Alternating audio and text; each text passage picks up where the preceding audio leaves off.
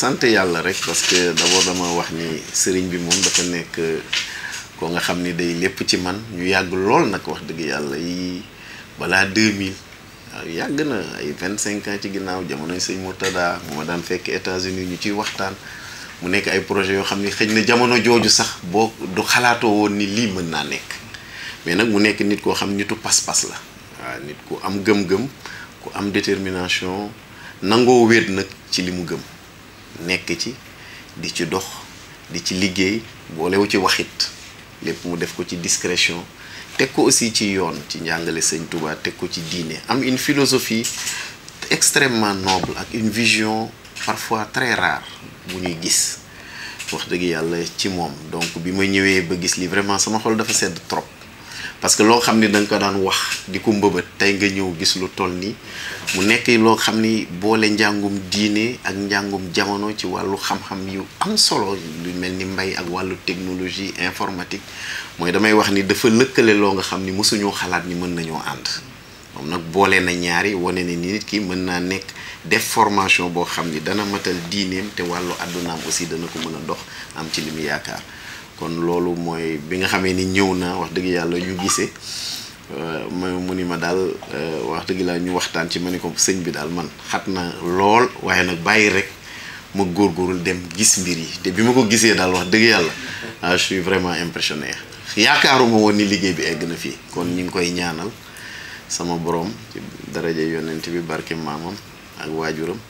mu gën a continuer liggéey bi ndax li ma gis moom bi may dugg Touba moom waaw macha allah rek la ñuy wax. waaw defe naa daal liggéey bi ni ma ko gisee dafay njariñu ñëpp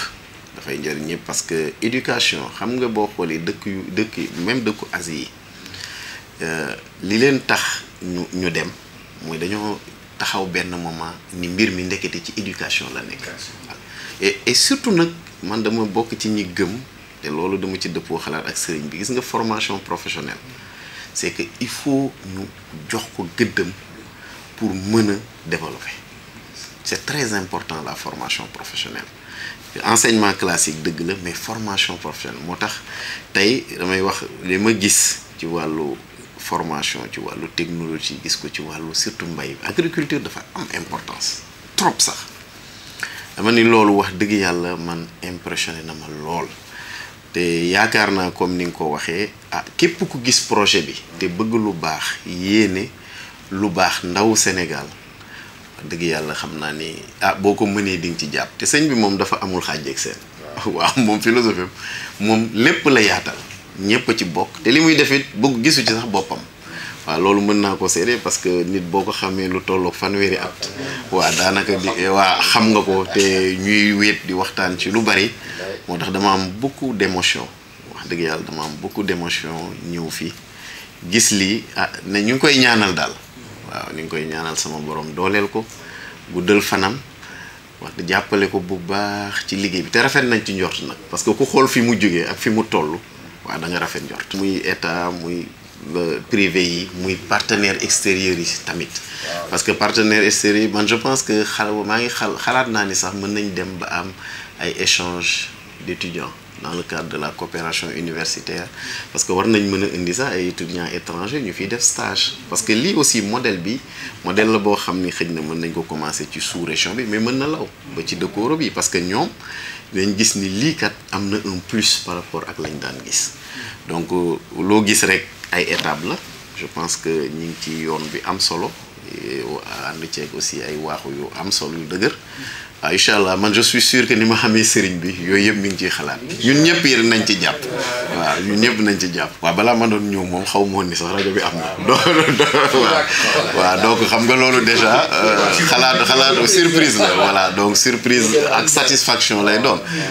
xalaatuma ko woon wax dëgg yàlla donc bu ma ñëwee ñu am lii ngeen nekk ci télévision nekk ci web bi vraiment day gën a dëggal vraiment li ñuy wax rek ci vision parce que àddina lépp ci vision la tegu mais ma leen di encourager di leen féliciter nekkul lu yomb mais jamono nag moo toll foo xam ne amul dara loo nga xam ni mën nga koo def te doo ci boole communication parce que jamono yu communication lañ nekk donc support médiatique la boo xam ni vraiment am na solo lool ci liggéey bi parce que même partenaires yi ngay wax ak soutien yi ngay wax yooyu yëpp ci nii la mën a jaare communication donc vraiment ñu ngi leen di dooleel mu yaatu nag ci wàllu yëpp nag ci wàllu communication yaatu na ngeen am support yëpp mën a di gis li sëriñ bi dox bitim réew ak ci biir mën a gis li muy def ci wàllu enseignement